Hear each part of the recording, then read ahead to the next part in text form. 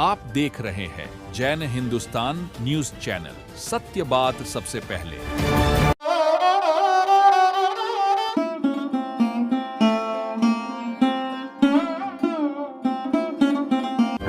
आप देख रहे हैं जैन हिंदुस्तान न्यूज चैनल, सत्य बात सबसे पहले।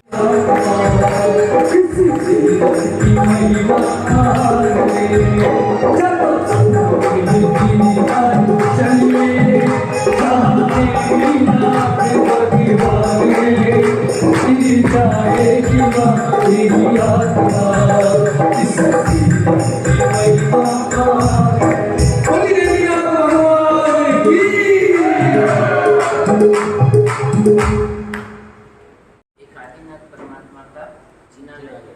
सारे जिनालय को हम कंपलसरी नमन के बिना आगे नहीं जा सकते, तो उस जिनालय को भी हम क्या बोलेंगे? तो सब आप एक साथ जय जय श्री, जय जय श्री, जय जय श्री, जय जय श्री।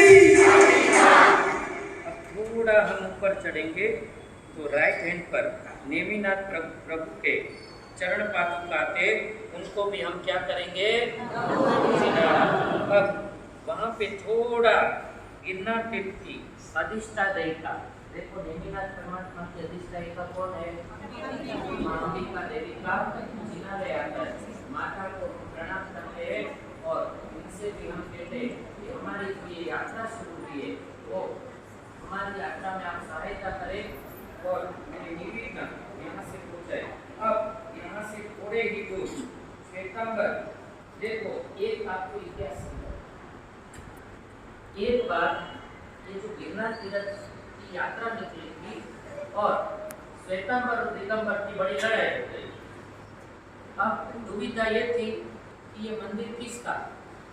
एक तरफ अपने पेथरशाह मंत्री भी संग लेके गए और उसी तरफ दिल्ली से दिगंबर संप्रदाय के पूर्ण श्रेष्ठी वर्य वो भी सब लेके आ गए। अब दुविधा ये हुई, दोनों सब एक साथ पहुंचे, अब ये तीर्थ किसका घोषित किया जाए?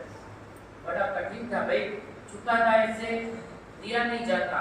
और फिर एक निश्चय हुआ चतुर्विद संघ के द्वारा कि जो उछामणी सबसे ज्यादा लेगा वो तीर्थ उनके नाम पे घोषित कर दिया जाएगा। और दिल्ली के श्रेष्ठी वर्य ने बहुत मेहनत की, तब जाके उनकी जितनी सोने की, आपको बता दूं अभी तो अपने लिए परमात्मा ने व्यवस्था सिंपल कर दी कि रुपये में पहले सोने में बोलिया हुआ करती बोली उछामणी पहले सोनों में हुआ करती थी, एक आना, दो आना, एक घड़ी, दो घड़ी, और ऐसे ऐसे करके दिगंबर वालों की जितनी घड़ी थी उससे डबल अपने श्रेष्ठी वर्य पेथरशाह मंत्री ने 56 घड़ी सोना बोल दिया। और एक घड़ी बराबर 20 मण, कितने? एक घड़ी बराबर 20 मण और 20 मण इक्वल टू 400 किलो। और इतनी, अब बताओ, और उस समय 56 घड़ी करो तो मल्टीप्लेक्स कितना होता है? बोलो, एक घड़ी बराबर 20 मण, 20 मण इक्वल टू 400 किलो। ऐसे 56 घड़ी का आदेश परम पुण्यशाली पेथरशाह को लिया और उसी समय ये तीर्थ श्वेतांबर का तीर्थ घोषित कर दिया। बोलो गिरनार और फिर हम कहते चलो सब मिला गिरे नारे चलिए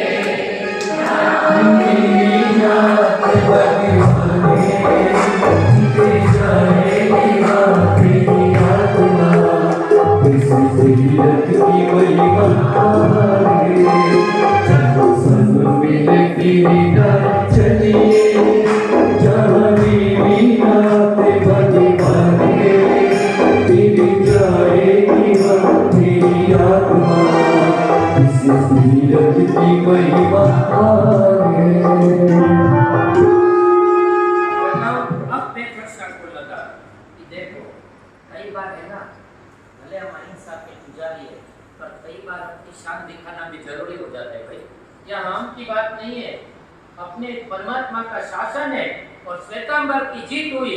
उस विराट में के पेथरशाह मंत्री ने एक किनारा वो गगन के शिखर तक और दूसरा किनारा ध्वज का गिरिराज गिरनार नेमनाथ दादा के जिनालय तक 100 माइल की ध्वजा चढ़ाई। कितनी? 100 माइल की। क्योंकि देखो एक बात ये थी, एक प्राउड होना चाहिए। यहाँ शायद तेरा पत्नी ऊपर जो बैठे, बुरा मत लगाना, किसी संप्रदाय को नीचा ऊंचा दिखाने की मैं बात नहीं करता। पर जब ये श्वेतांबर पंथ का विजय हुआ था, तब पेथर शाह का खून गुस्से में आ गया था कि नहीं, दादा का दरबार हमने जीता है और उनको पता चले सब दुनिया को, इसीलिए 100 माइल ध्वजा फटकाई थी। कितनी? अब आप गेस करो कितनी बड़ी ध्वजा होगी। कभी कभी लगते, मैं इसलिए कहता हूँ पुण्यशाली, ये तीर्थ हमें ऐसे नहीं मिले हैं, बहुतों का बलिदान मिला है। 56 किलो घड़ी सोना देके के तीर्थ हमने लिया था, और हम उस गिरनार पे जाते तो एक केला चढ़ा के आते, ज्यादा से ज्यादा 2-3 एप्पल चढ़ा के आते थे, और ज्यादा से ज्यादा 50 रुपए डाल के भंडार में आ जाते। आपको पता नहीं होगा, मारवाड़ी समाज की एक खासियत होती है, दिखते तो ये सिंपल से गागरी चोले में, ये तो ठीक है, हमने देखा हुआ है, और आपके लिए तो प्राउड की बात है। जब भी गुजराती लोग जाते हैं ना गिरनार से, तो कहते हैं ये माँ जी बैठी है ना जो हमारी ममोल जी की बड़ी मम्मी जो लगते, ऐसी सिंपल सी लेडीज आएगी और फट से सोने का कंदोरा परमात्मा के जिनालय में भंडार में डाल देती। पेथर शाह ने जो 56 घड़ी सोना खरीद के ये तीर्थ का जय जयकारा लगाया था, वो वास्तव में कमाल का था। मैं आपको सच बताता हूँ, मारवाड़ियों की खासियत होती है, पैसे दिखाते नहीं है। 500 करोड़ का आसामी, और अनु तो देखो आज चमक रहा है जैसे कल ही शादी करते हैं। जैसे मेरे को 10 बार को पूछा कौन सी कोटी पहनो, क्या पहनूं, मैंने कहा यार पूरे बीकानेर का संग ले जा रहा है, कोई कमी नहीं रहनी चाहिए। और देखो हंस के से रहे जैसे फेशियल करके आए। और इधर फिर हम अधिष्ठायक देवी को नमन करके फिर गिरनार की सुगमता के लिए 20 संवत 1212 में अंबर श्रावक ने देखो अंबर श्रावक ने इनके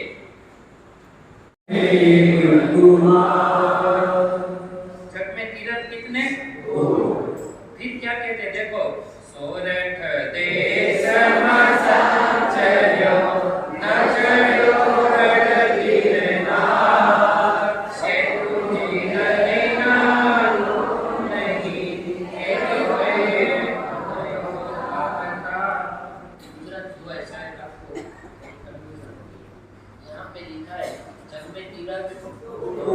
सबसे बड़े अकड़ी तीर्थ की उपमा दी गई है।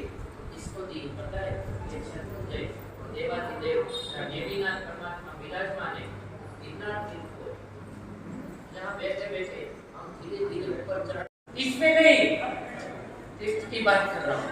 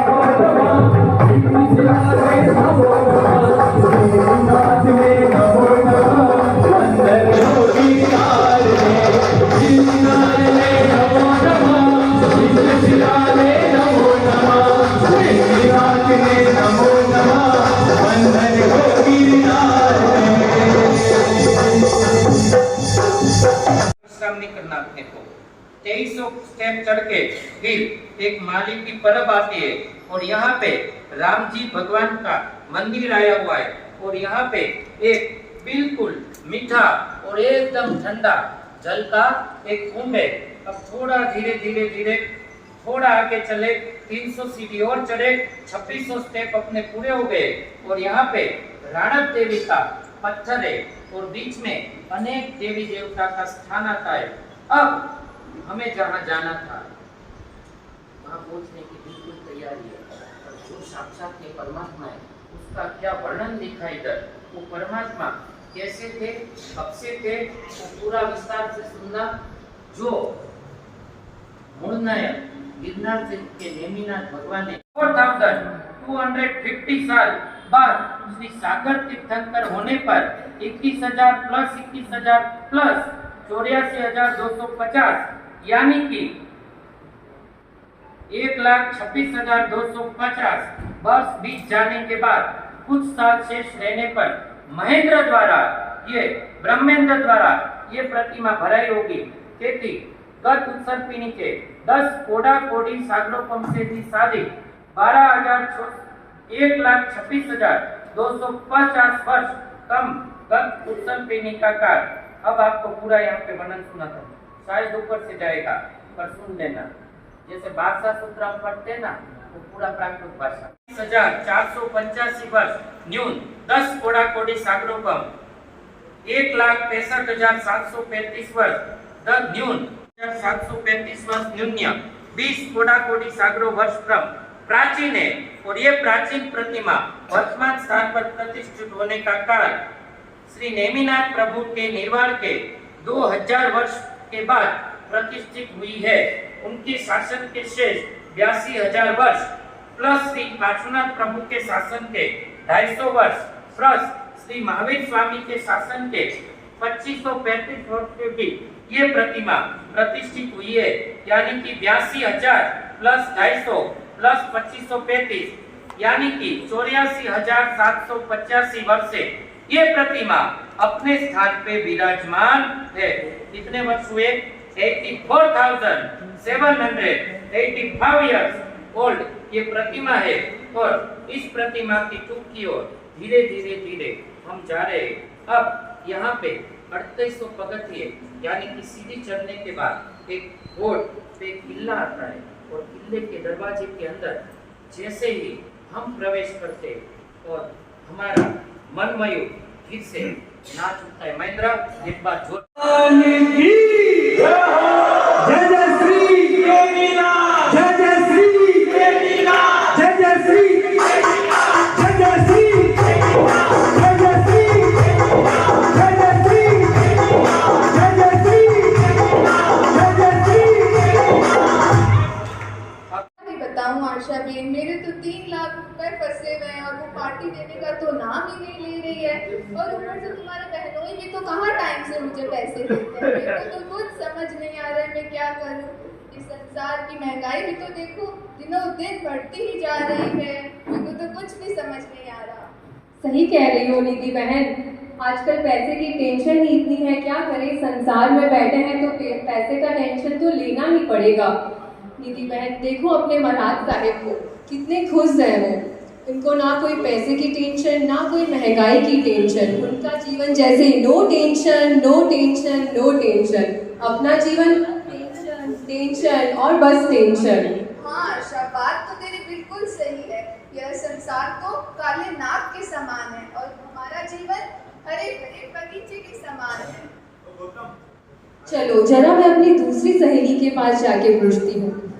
आंचल, ओ आंचल, कैसे हो तुम? तो हमेशा हंसती खिलखिलाती रहती हो, आज इतनी उदास क्यों हो?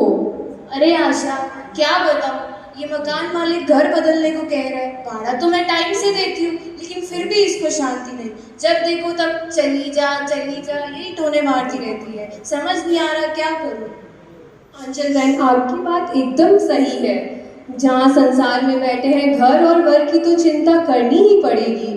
अब अपने महाराज साहिब को देखो, इतने उपसर्ग इतने दुख सहन कर लेते हैं फिर भी खुश रहते हैं। इनकी लाइफ जैसे बिल्कुल टेंशन फ्री है। इससे अच्छा होता कि हम महाराज ही बन जाते, दीक्षा ले लेते। इनकी लाइफ जैसे no tension no tension no tension, अपनी लाइफ जैसे टेंशन टेंशन और टेंशन। हाँ आशा, आपकी बात एकदम सत्य है, मैं बिल्कुल सहमत हूँ। यह संसार असार है, संयम ही अच्छा है। अरे मैं अपनी दूसरी सहेली के पास जाती हूँ। राशि बहन कैसी हो? आजकल घूमना फिरना बंद कर रखा है क्या? क्या हुआ? इतनी टेंशन में क्यों हो तुम? अरे आशा बहन, क्या कहूँ मेरी जीवन की कथनी। कब से मैं संसार में आई हूँ, कब से मैं दुखी दुखी हो गई हूँ। एक समस्या से निकलती नहीं तो 13 समस्याएं ऊपर जाती है। रोज रोज मेरे लड़के के एडमिशन के लिए दौड़ना भागना, ना खाने का टेंशन, ना खाने का ठिकाना, ना पीने का ठिकाना, और घूमने फिरने का तो सपना ही हो गया है मेरा। अब बताओ आशा बहन, मैं मेरे दुख किसे रहूँ, किसे कहूँ? हाँ, तुम्हारी बात एकदम सोने जैसी शुद्ध है राशि। आजकल लड़के लड़कियों को पढ़ाना जैसे खर्चा खर्चा और खर्चा ही है।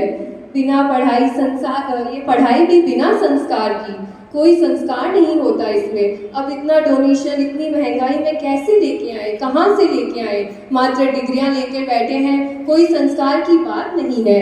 हे भगवान, दीक्षा ले लेती तो अच्छा होता। ना कोई पति ना बच्चे। अपने महाराज साहिब को देखो, जैसे उनके जीवन में कोई दुख ही नहीं है। आज एक छोटे से सुख को भोगने के लिए इतना दुख को आमंत्रण दे देते हैं, और अपने महाराज साहिब इतने जाप में लीन रहते हैं। वास्तव में कितने सुखी हैं वो। इनकी लाइफ में जैसे no tension no tension no tension, और अपने जीवन में सिर्फ टेंशन टेंशन और टेंशन। हाँ आशा बहन, मुझे मेरी गलती का एहसास हो गया है। संयम के भाव तो मुझे भी आए थे, परंतु इस संसार के धक्के देख मैंने अपने जीवन को दूर से समान कर दिया। ज्ञानी भगवान साधु साहेब सत्य ही कहते थे, मानव जीवन का यही सार, संयम बिना नहीं उतार। चलो, मैं अपनी चौथी सहेली के पास जाती हूँ। मेघा, तुम तो मेरे साथ घूमने चलोगी? तुम तो कोई टेंशन में नहीं हो? अरे क्या बताऊँ आशा बहन, मेरे तो जैसे दुख का पहाड़ ही गिरा पड़ा है। क्यों? तुम इतने दुखी क्यों हो? मेरी सासू सुबह हो ही नहीं कि टिक टिक टिक टिक चालू हो जाती है, और मेरी ननद तो ऐसी तौबा तौबा तौबा, सासू जैसे फौजदार, ननद जैसे जमादार। इस बीच मैं रहती हूँ, मेरा मन जानता है कि मैं कैसे रहती हूँ। और पति, वो तो पूछो ही मत, दिन भर माँ माँ माँ माँ, कभी कभी तो हाथ भी उठा देते हैं। अब बताओ, इससे अच्छा अगर मैं दीक्षा ले ली तो कितना अच्छा रहता। मेघा, तुम्हारी बात बिल्कुल सही है। अब पछताने से क्या फायदा जब चिड़िया चुग गई खेत। कहीं अब शादी कर ही ली है तो सास ससुर ननद सबका सहन करना ही पड़ेगा। अपने देखो महाराज साहेब को, कितने साधना में मस्त हैं। दुखों का तो कोई नाम ही नहीं है और सुखों की कोई सीमा नहीं है। इनका जीवन जैसे no tension no tension no tension. Diksha हमेशा पूछते थे, अगर दीक्षा लेना चाहती हो तो दीक्षा लो, नहीं तो दासी बनो। तो भगवान कृष्ण ने अपने बेटों से पूछा, अगर तुम दासी बनना चाहती हो तो तुम घर संसार चलाओ, और अगर तुम रानी बनना चाहती हो तो नेमिनाथ भगवान के साथ धूमधाम से दीक्षा लो। हाँ आशा, बात तो तेरी एकदम सत्य है। ये संसार का मार्ग तो असत्य है, प्रभु वीर का मार्ग ही सत्य है। हाँ बहनों, हमने तो सोच लिया, हम भले ही दुखी हो, लेकिन अपनी संतानों को दुखी नहीं होने देंगे। उन्हें मोक्ष यानी दीक्षा के मार्ग दिखाएंगे। यह संसार में कुछ नहीं रखा। अरे शादी करके पछताए, अभी हमें पता लग गया है। तो जागो जागो जागो, इस संसार की परोजन आखिर कब तक रहेगी? हाँ, तो सबको ये बात समझ आई कि नहीं? झटपट शादी कर लो और इस दिन भर परेशानियों की जिंदगी जियो। इससे अच्छा साधु साध्वी का मार्ग अपनाओ। इन महात्मा साधु साध्वी का जीवन जैसे no tension no tension no tension, हमारा जीवन जैसे टेंशन टेंशन और टेंशन।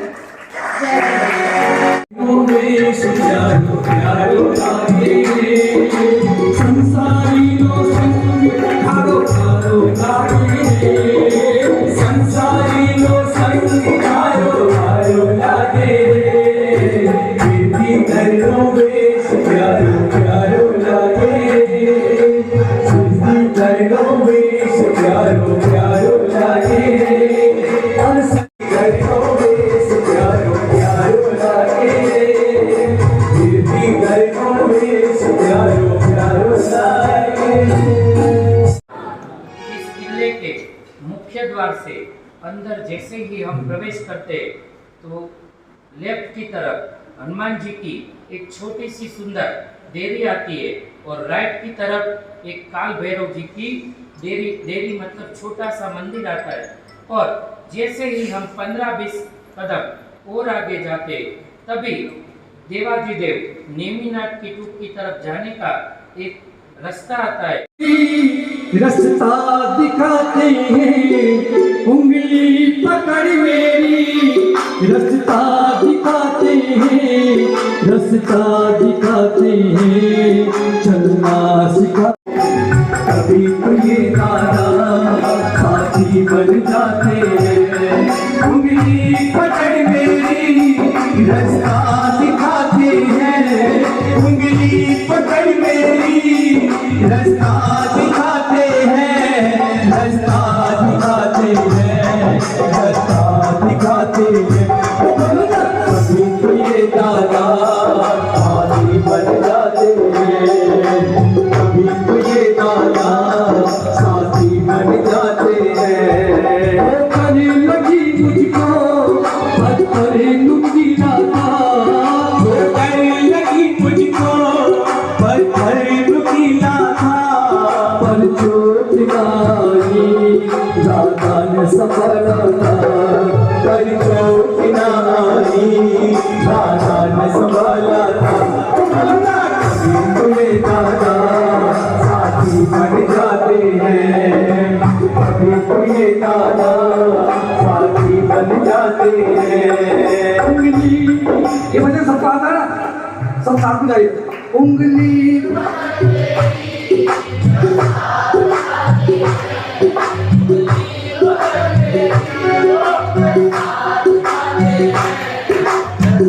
दिखाते हैं, चलना सिखाते हैं।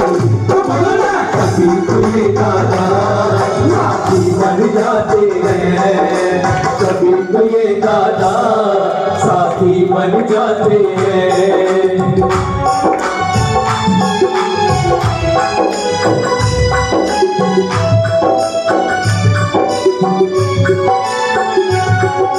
एक लाइन में गाऊंगा, एक लाइन को। मेरे इस जीवन की बस एक तमन्ना है, मेरे इधर से मांगे। मेरे इस जीवन की बस एक तमन्ना है,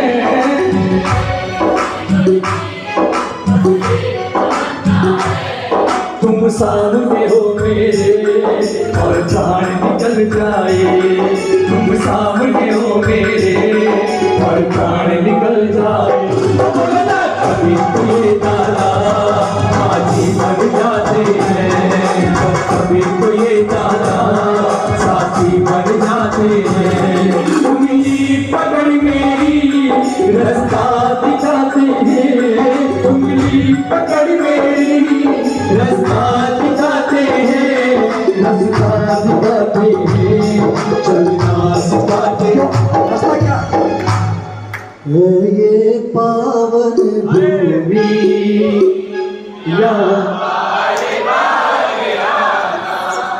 उन्हें मीनाथ के चरणों में आकर के झुक जाना है। ये पावन भूमि या बार बार आना, उन्हें मीनाथ के चरणों में, उन्हें मीनाथ के चरणों में आकर के झुक जाना है। ये पावन भूमि या बार बार आना है। ये पावन भूमि या बार बार आना। चौथे आरे में इस तीर्थ का नाम था कंचनगिरी और पंचम आरे में इस तीर्थ का नाम है गिरनार जी और छठे आरे में इस तीर्थ का नाम होगा नंदन प्रभ गिरी। इस तरह से कंचनगिरी, गिरनार जी और नंदन प्रभ। अब ये जो मुख्य द्वार से हम धीरे धीरे आगे बढ़े, इनकी प्रांगण की विशेषता यहाँ बताई गई है। ये चौक 130 फुट पौला और 190 फुट लंबा है, जिसमें मुख्य जिनालय में घूमती हुई भमती में 84 के चक्कर मिटाने वाली 84 देरिया है। 5वें आरे के अंत तक ये प्रतिमा पूजी जाएगी। आपको पता है थोड़ा एक बात निकली।